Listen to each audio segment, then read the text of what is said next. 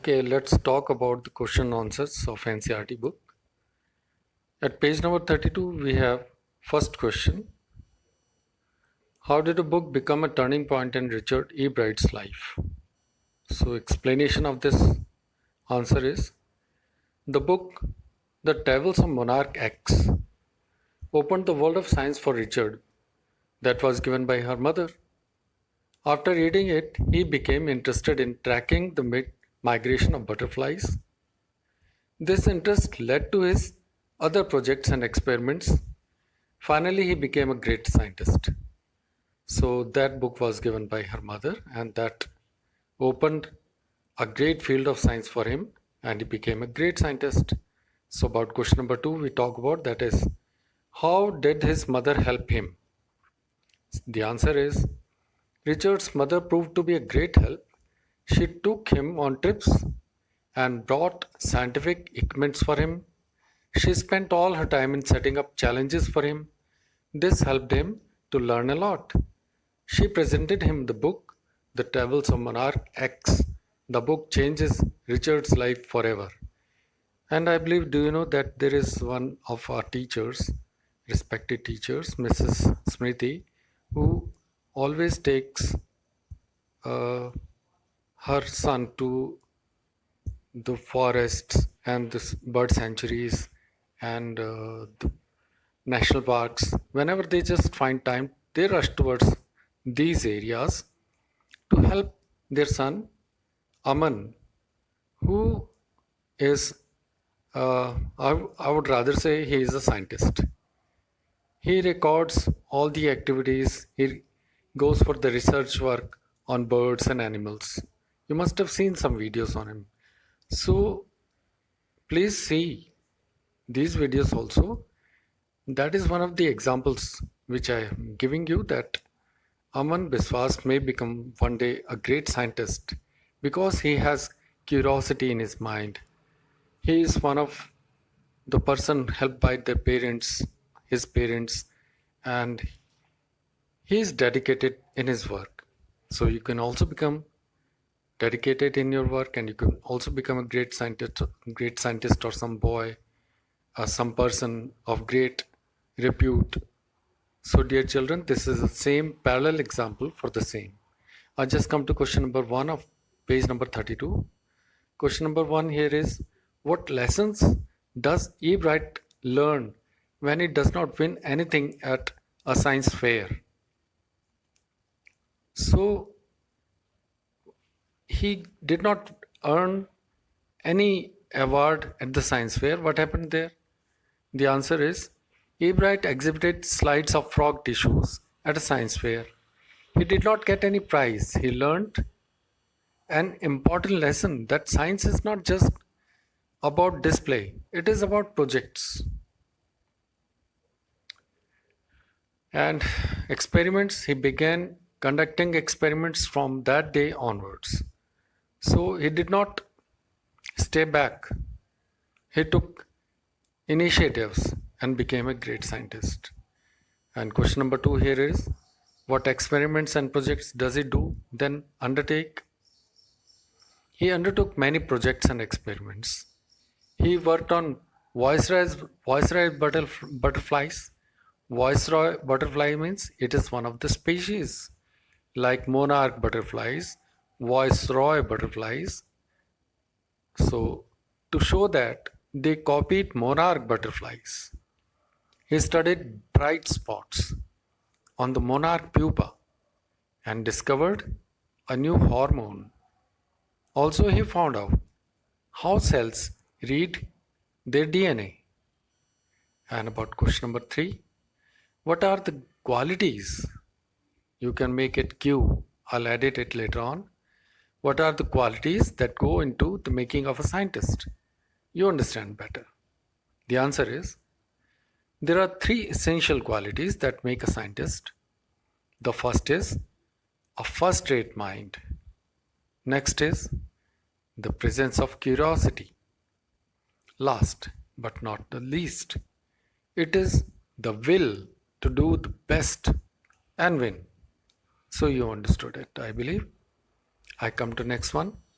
At page number 38, we have question number 1.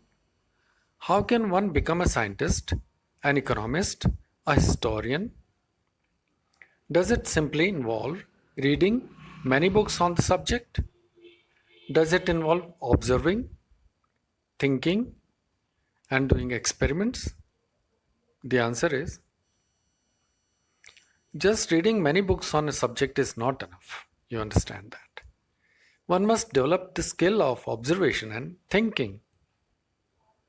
Experiments need to be done. One needs to have curiosity to explore and find new things. Above all, one must work hard and not get upset by failures. Okay, next one is you must have read about cells and DNA in your science books. Discuss Richard E. Bright's work in the light of what you have studied. If you get an opportunity to work like Richard E. Bright on projects and experiments, which field would you like to work on and why? And the answer can be written by you. You can frame your own answer, but still we have one answer. DNA carry the blueprint of life and heredity.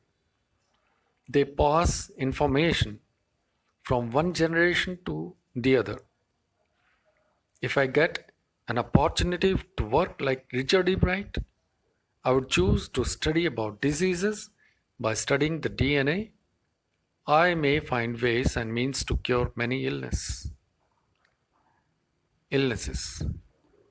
But this answer can be framed by you. If we go to page number 38, we have question number 1 here. Children everywhere wonder about the world around them. The questions they ask are the beginning of scientific inquiries. Given below are some questions that children in India have asked Professor Yashpal and Dr. Rahul Paul as reported in their book, Discovered Questions. So there are extra questions which you can do. What is DNA fingerprinting? What are its uses? How do honeybees identify their own honeycombs? Why does rain fall in drops? These are really different types of questions, and generally someone does not pay attention to these minor things, but still they are very important to know. So let's see. We have the answers. I come directly here. DNA fingerprinting is a forensic technique used to identify individuals by the characteristics of their DNA. You must have seen the dead bodies. If they are not identified, if someone dies in an accident and is not identified that who is the person, then in the laboratories we generally take the DNA and identify its characteristics through its structure, and that structure belongs to a particular person. It is unique structure that is called fingerprinting. So it is used in parentage testing. For example, a child belongs to which person? Who are the parents of that child? In that case also we just go for DNA fingerprinting. These tests are very advanced in stage in testing. So it is also used in criminal investigation to identify a person or to place him at the scene of crime.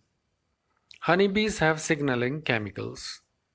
They leave trails for fellow honeybees so that they can reach their honeycomb. This is second part of the answer. The only solid thing in the air are dust particles. Water vapor uses it as a center of attraction when it becomes too heavy.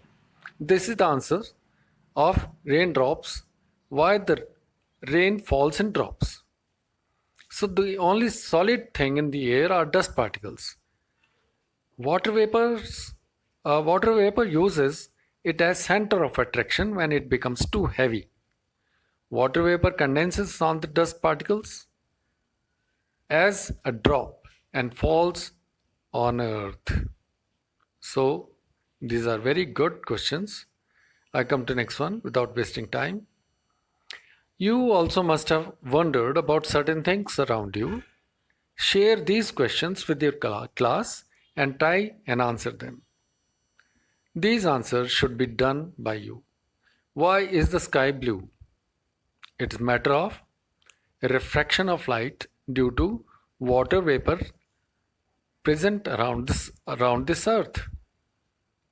Why do stars twinkle? It is again the phenomenon of refraction of light due to hot and cold air layers in our atmosphere. I come to what is a rainbow. Rainbow again a refraction of light, white light, which is split into 7 colors of Vibgyor.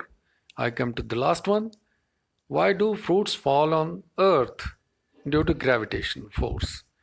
So I believe students, you understood all the questions and you will be able to answer all the questions of NCERT, and I'm supporting a document which contains some extra questions.